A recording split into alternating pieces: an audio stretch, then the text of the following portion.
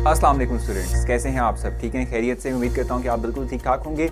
Students, जैसे कि आप जानते हैं कि प्रीवियस लेक्चर में हमने अल्काइंस को स्टार्ट किया था और अल्काइन का इंट्रोडक्शन हम दे चुके हैं। आज हम जाएंगे टुवर्ड्स प्रिपरेशन ऑफ अल्काइन, देखेंगे कि वो कौन कौन से मेथड हैं जिनके थ्रू प्रिपेयर करते हैं। सो दो मेथड हमने डिस्कस करने, एक तो है डिहाइड्रोहेलोजिनेशन ऑफ विसिनल डाइहैलाइड, ये विसिनल की टर्म एक्सप्लेन करेंगे, और दूसरा हमारे पास जो टॉपिक यानी जो पॉइंट जिसके तहत हम जो है प्रिपरेशन करते हैं अल्काइन की, वो है डीहेलोजिनेशन ऑफ टेट्राहेलाइड। टेट्राहेलाइड की टर्म को भी एक्सप्लेन करेंगे। सो ये टॉपिक्स हैं जिनको हमने आज के इस लेक्चर में कवर करना है। सो नहीं स्टूडेंट्स, चलते हैं टुवर्ड्स डीहाइड्रोहेलोजिनेशन। इस टर्म को एक्सप्लेन करते हैं। ये पहले भी हम डिस्कस कर चुके हैं, इसको मैं आपको लिखवा भी चुका हूँ डेफिनेशन, तो मैं आज डेफिनेशन नहीं डिस्कस करने वाला। मेरा मेन फोकस रहेगा विसिनल डाइहैलाइड की टर्म के ऊपर कि विसिनल का मतलब कहाँ इस्तेमाल हम करते हैं, विसिनल का मतलब क्या होता है, ये टर्म हमने बेसिक तौर पे डिस्कस करनी है। ठीक है जी। So dehydrohalogenation of hydrohalogenation of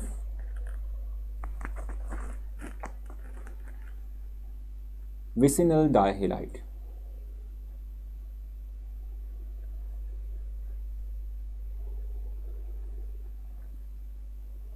ठीक है जी, इसको हमें आज डिस्कस करना है। इस हवाले से मैं आप लोगों को ब्रीफ करूंगा, समझाऊंगा। देखो, ये डी का वर्ड मैं बहुत दफ़ा एक्सप्लेन कर चुका हूँ। डी का मतलब होता है रिमूवल। जब भी आप किसी एक आप कह लें कि जो टर्म है उसके शुरू में ये वर्ड डी आप देखें तो इसका मतलब ही रिमूवल होता है। ठीक है। So de hydro means hydrogen, halo means halogen. ठीक है। So removal of hydrogen and halogen is called dehydrohalogenation, जो कि हम पहले भी डिफाइन कई दफा कर चुके हैं। ठीक है। अब हमें देखना है विसिनल का मतलब क्या होता है। विसिनल का मतलब होता है कि एक ऐसा हेलाइड, एक ऐसा अल्काइल हेलाइड जिसमें के दो एडजेसेंट मतलब एक दूसरे से जुड़े हुए। ठीक है। एडेसेंट यानी कि पहला दूसरा, लेट्स सपोज कह लेते हैं, दूसरा या तीसरा कह लेते हैं। ठीक है। कार्बन एटम जो है वो दो हेलोजन एटम कैरी करे। डाई मीन्स टू होता है, हेलाइड मीन्स के ऐसा अल्काइल हेलाइड जिसमें के दो हेलोजन हो। और विसिनल की टर्म ये शो कर रही है कि ये हेलोजन आपस में एक दूसरे के साथ किस तरीके से कनेक्ट होंगे कि एडजेसेंट कार्बन एटम पर ये जुड़े होंगे। अब एग्जांपल मैं आपको दूं, जस्ट लाइक आप ये देखें, ये है जी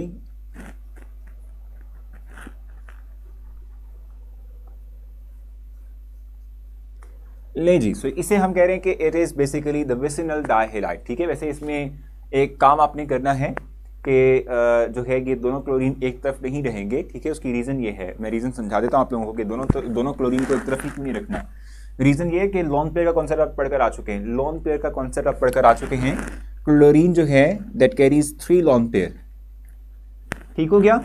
अब चूंकि ये दोनों के दोनों लोन पेयर कैरी कर रहे हैं तो इसके इर्द गिर्द यानी क्लोरीन के इर्द गिर्द भी इलेक्ट्रॉन डेंसिटी है, इस क्लोरीन के इर्द गिर्द भी इलेक्ट्रॉन डेंसिटी है, और ये दो इलेक्ट्रॉन डेंसिटीज एक दूसरे के ऊपर रिपल्शन की फोर्स अप्लाई करेंगे।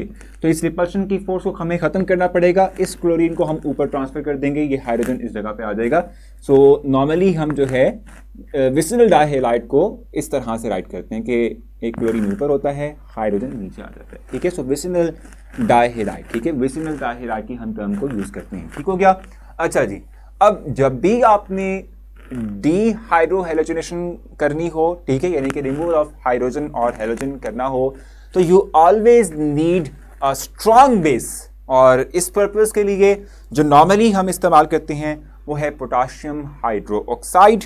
और इस रिएक्शन के लिए जो हम मीडियम यूज कर रहे होते हैं दैट इज अल्कोहल। ठीक है। और कुछ हीट भी रिक्वायर होती है फॉर कंप्लीट प्रोसेस, और एट नॉमिनल फेस के जो है टाइम के अंदर ये कंप्लीट हो जाए तो उसके लिए हम कुछ टेम्परेचर कंडीशन भी अप्लाई करते हैं। ठीक है जी। सो इसको हम ऐड करवाएंगे with 2KOH, sorry,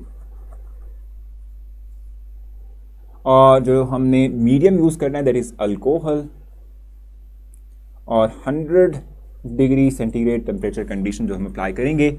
and by the complete process we will get simple ethyne, potassium bromide and water. अब हमें देखना है कि ये रिएक्शन हुआ किस तरह से। ठीक है। ये रिएक्शन हो किस तरीके से, आप ये देख लीजिएगा। विसिनल की टर्म यूज करते हैं फॉर दोज हेलाइड्स। ठीक है। कि जिनमें दो हाइड्रोजन हो और ये दोनों हेलोजन एडजेसेंट कार्बन एटम एक दूसरे के साथ जुड़े कार्बन एटम से अटैच हो। ठीक हो गया। अब ये पोटाशियम हाइड्रोक्साइड है which is a base, strong base. ठीक है, ये अपने आप को आयनाइज करेगा and by the ionisation of this potassium hydroxide you will get K positive and OH negative, K positive and OH negative. ठीक है, सो दो पोटाशियम हाइड्रोक्साइड को आप आयनाइज करेंगे, you will get 2 K positive ions and 2 OH negative ions. ठीक है, अब क्या होगा, अब ये होगा कि that hydroxyl ion will attack to these hydrogens, इन पे अटैक करेगा। रीजन क्या है, वी नो के hydrogen is less electronegative as compared to carbon, so carbon will carry partial negative charge and hydrogen will carry partial positive charge। Same way में हम यहां भी देखते हैं partial positive partial negative charge। ठीक है, और ये जो इंटेंसिटी ऑफ पॉजिटिव चार्ज है ये एक और तरह से बढ़ रही है। रीजन क्या है, क्लोरीन इवन कार्बन से मोर इलेक्ट्रोनेगेटिव है, क्लोरीन इलेक्ट्रॉन अपनी तरफ खींचेगा, जब ये इलेक्ट्रॉन कार्बन से खींचेगा तो कार्बन इलेक्ट्रॉन हाइड्रोजन से खींचेगा, तो इंटेंस पॉजिटिव चार्ज यहां भी है, इंटेंस पॉजिटिव चार्ज यहां भी है। सो ये जो हाइड्रोक्सिल है that will take this H positive ion and by the combination of this H positive with hydroxyl they will make water। तो एक वाटर मॉलिक्यूल इससे बनेगा, दूसरा वाटर मॉलिक्यूल इस हाइड्रोक्सिल और इस H पॉजिटिव आयन से मिलकर बनेगा। अब जब ये दोनों के दोनों हाइड्रोक्सिल निकल जाएंगे फिर क्या होगा, ये कार्बन एटम भी नेगेटिव चार्ज कैरी करेगा, ये कार्बन एटम भी नेगेटिव चार्ज कैरी करेगा। ठीक है, दोनों नेगेटिव चार्ज कैरी करेंगे। ठीक है, अब क्या होगा, जैसे मैंने आपसे कहा कि chlorine is more electronegative as compare to carbon, तो इन पे क्या है, पार्शियल नेगेटिव चार्ज। ठीक है, ये दोनों अपने बॉन्ड तोड़ेंगे, ये बॉन्ड तोड़ेगा, क्लोराइड आयन बनेगा, ये क्लोराइड आयन एक के पॉजिटिव को लेके 2 KBr, मैंने KBr लिख दिया, हद नहीं होगी, सो KCl लिखना चाहिए था ना मुझे, सॉरी KCl। ठीक है जी, सो के पॉजिटिव सॉरी ये जो हमारे पास ये बॉन्ड है बिटवीन क्लोरीन एंड कार्बन, ये बॉन्ड टूटेगा, chlorine will remove as chloride ion and that chloride ion will attach with this K positive ion and will make 1 KCl। ये भी तोड़ेगा अपना बॉन्ड, जब ये बॉन्ड टूटेगा तो फिर इससे क्या होगा, we will get another chloride ion that will attach with this K positive, another K positive ion and we will get second KCl। ठीक है, और इससे फिर इसके बाद क्या होगा, जो नेगेटिव चार्ज हमारे पास था इन दो कार्बन एटम्स के ऊपर वो जो है ट्रांसफर होगा और ट्रिपल बॉन्ड क्रिएट करेगा। ये वर्बली समझाया, अब बॉन्ड तोड़ के सिखाता हूं आप लोगों को। ये बॉन्ड तोड़ दो, इस बॉन्ड के टूटने से कंप्लीट नेगेटिव चार्ज, इस पे पॉजिटिव चार्ज आएगा, ये बॉन्ड भी टूटेगा, इससे कंप्लीट नेगेटिव चार्ज और पॉजिटिव चार्ज आएगा। ठीक हो गया, एक हाइड्रोक्सिल एक H पॉजिटिव को लेके वाटर बना देगा, दूसरा हाइड्रोक्सिल इस H पॉजिटिव को लेके वाटर बना देगा। ठीक हो गया, अब उसके बाद क्या होगा कि जब आप ये बॉन्ड तोड़ेंगे तो इस बॉन्ड के टूटने के बाद इस पे पॉजिटिव चार्ज आएगा और इस पे कंप्लीट नेगेटिव चार्ज आएगा। ये बॉन्ड टूटता है तो इस बॉन्ड के टूटने से क्या होगा, कार्बन पे पॉजिटिव चार्ज आएगा और इस पे इस क्लोरीन पे क्या आएगा, नेगेटिव चार्ज आएगा। ठीक है, and this chloride ion will attach with 1 K positive ion and will make 1 KCl।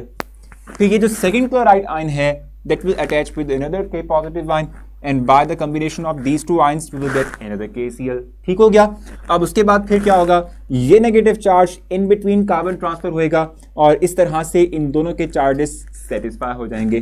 फिर ये negative charge in between these two carbon atom transfer होगा और इससे क्या होगा कि इनके भी positive negative charges balance out हो जाएंगे।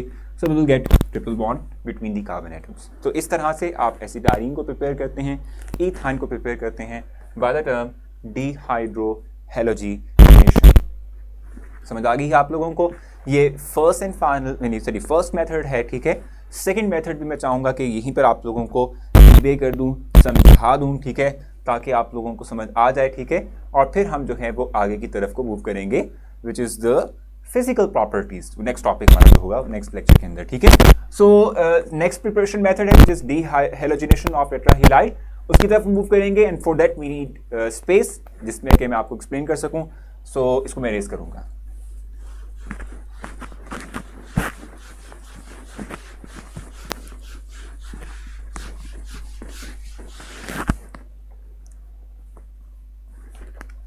सो वी गो।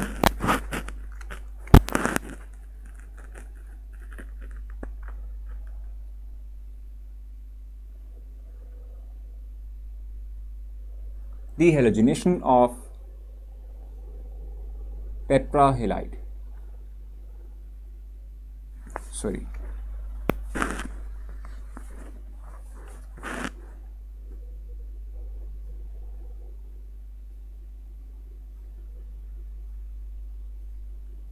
ठीक है जी, first of all we should know tetrahalide का मतलब क्या होता है, फिर हम आएंगे टूवर्ड्स दी हेलोजिनेशन, क्योंकि ये डी का वर्ड मैंने आपको बताया था रिमूवल होता है.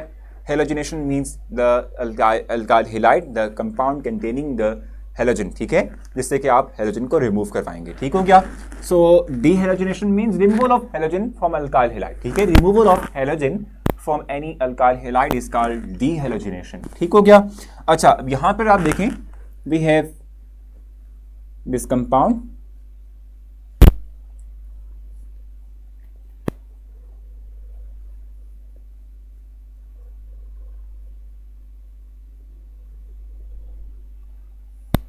ठीक है जी. सो अगर आप इस सेक्शन की बात करेंगे, you need some heat as well.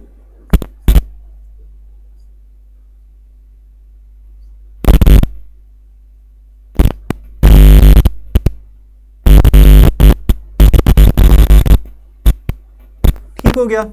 अब इस सेक्शन को जरा समझते हैं. जिंक एक मेटल है. जिंक क्या है? एक मेटल है. ठीक हो गया. And metal has tendency to lose electron. metal has tendency to lose electron. ठीक है, so it will lose electron. Zinc क्या करेगा? इलेक्ट्रॉन लूज करेगा. जब ये इलेक्ट्रॉन लूज करेगा तो फिर क्या होगा? Zinc will carry positive charge.